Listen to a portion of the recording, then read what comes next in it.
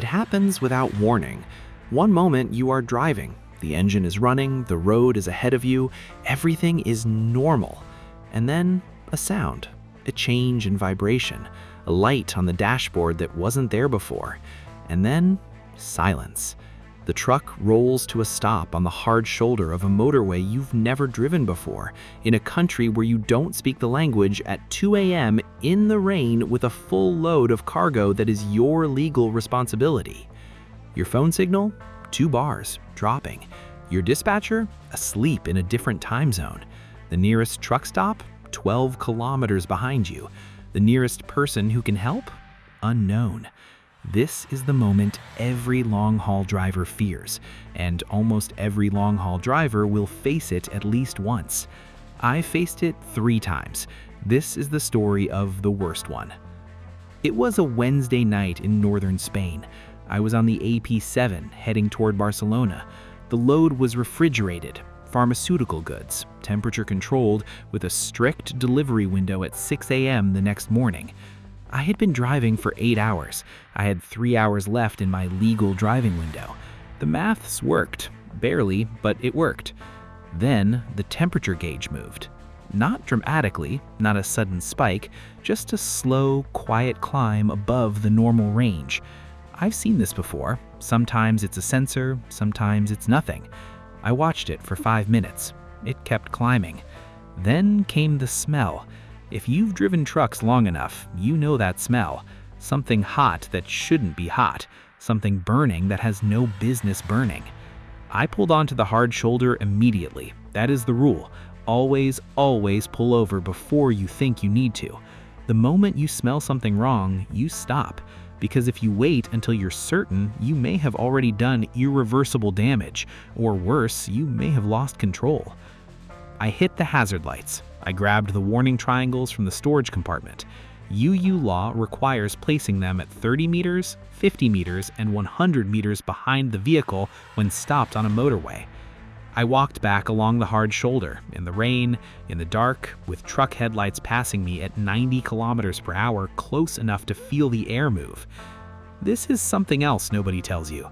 The hard shoulder of a European motorway is one of the most dangerous places a person can stand. Every year, people are killed there, not in crashes, but standing next to vehicles that have broken down. Passing drivers, distracted or tired, drift left, and that is enough. I placed the triangles. I walked back to the cab. I sat down. I took a breath. And then I started making calls. The first call was to my dispatcher. It went to voicemail. Of course it did. It was 2 a.m. in Ukraine, where the company was based. I left a message. I sent a WhatsApp. I marked it urgent. The second call was to the company's emergency line. Every transport company is supposed to have one. Ours did, in theory.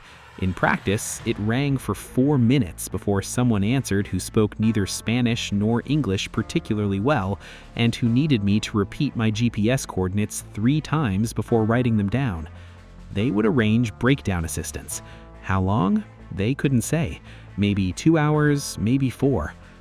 I looked at the pharmaceutical cargo in the trailer. Temperature controlled.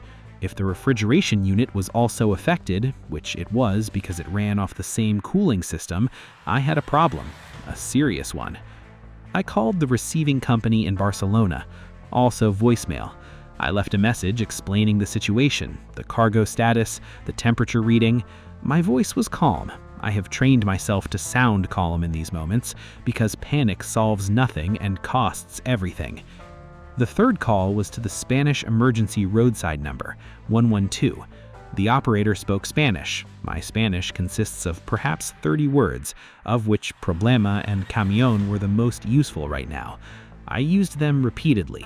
She understood enough to confirm that police would do a welfare check, not fix my truck, just confirm I was alive. 12 minutes later, a Guardia Civil car appeared with its lights going. 2 officers, young, professional. One spoke a few words of English. You okay? Yes. Truck broken. Cargo cold. Company coming. He nodded. He looked at the triangles, looked at the hazard lights, nodded again. They stayed for 10 minutes, then drove away. I was alone again. There is a specific kind of silence that exists on the hard shoulder of a motorway at 3 a.m. It is not real silence. The trucks keep passing, the rain keeps falling, the hazard lights keep clicking. But inside the cab with the engine off and the heating slowly dying, there is a quality of aloneness that I have not experienced anywhere else in my life. You cannot sleep. Not really. You need to be alert, reachable, aware of what is happening with the cargo, with the temperature gauge on the refrigeration unit, with the sound of anything approaching the truck from outside. You cannot leave. The truck is your responsibility. The cargo is your responsibility. You sit there. I made a list on a piece of paper of everything that needed to happen before 6 a.m. Breakdown truck to arrive, diagnosis of the fault, either repair on the spot or tow to a workshop. If tow, find a workshop open at this hour. Almost none would be. Notify the client with updated ETA, notify dispatcher with full situation report, temperature log for the cargo, required documentation for pharmaceutical transport. The refrigeration unit read 4.2 degrees. The required range was 2 to 8 degrees. I was still within range, but if the unit failed completely, which it might without the engine running to power it, the cargo would start to drift outside that window within a few hours. I sat in the dark and I did the maths, and then I called my wife, ex-wife. I don't know why I called her. It was 3 a.m. She picked up on the second ring. "Where are you?" she asked, not angry, just the voice of someone who has been woken before by late-night road calls and knows what they mean. "Spain," I said, broken down, just wanted to hear a voice. She stayed on the phone for 20 minutes. We didn't talk much about anything. She asked if I was warm enough. I said yes, which was almost true. Then she said, "Come home soon," and I said, "I will." The breakdown truck arrived at 4:25 a.m., 2 hours and 20 minutes after I called. The mechanic, a compact, efficient Spaniard named something I couldn't pronounce and didn't ask him to repeat, looked at the engine for 8 minutes and diagnosed the problem. A coolant hose had split. Not catastrophically, but enough. Good news, he had the part, or close enough to the part. Bad news, the repair would be 90 minutes minimum. I did the maths again. 4:25 a.m. plus 90 minutes equals 5:45 a.m. Barcelona was still 45 minutes away. The delivery window was 6 a.m. It was not going to happen. I called the receiving company, someone answered this time, and explained the situation. They were not happy. I was not happy. Nobody was happy. They agreed to accept delivery at 8 a.m. as an emergency exception. I stood next to my truck on the hard shoulder in the Spanish night and watched a mechanic work. He worked quickly and without drama, like the way people work when they've done something 1,000 times. He didn't speak to me much. I didn't speak to him much. We existed in a professional silence that crossed the language barrier completely. The breakdown cost? 340 euros, billed to the company. My job was to get a signature, a receipt, a report number. I did all of these things on a clipboard in the rain. At 5:52 a.m., the engine started. The temperature gauge sat in the normal range. The refrigeration unit hummed back to life. I drove to Barcelona. I arrived at 7:47 a.m. The cargo was accepted. The temperature log showed no deviation outside the required range. Nobody thanked me. The paperwork was processed. The delivery was marked as late but within acceptable emergency parameters. I drove to the nearest truck stop, parked legally, set my rest timer, and slept for 11 hours. 3 breakdowns in 10 years have taught me things no training course ever did. The first lesson, the emergency contact system at most transport companies, is a fiction. When something goes wrong at 2 a.m., you are largely on your own. The company will help, eventually, but eventually is not a comfort when you are on the hard shoulder of the AP7 with a refrigerated pharmaceutical load and a 6 a.m. delivery window. Build your own emergency network. Phone numbers for breakdown services in every country you regularly drive through. The Spanish number, the French number, the German ADAC, the Polish number. Save them before you need them, because searching for them while standing in the rain next to a broken truck is not the moment for research. The second lesson is documentation saves you.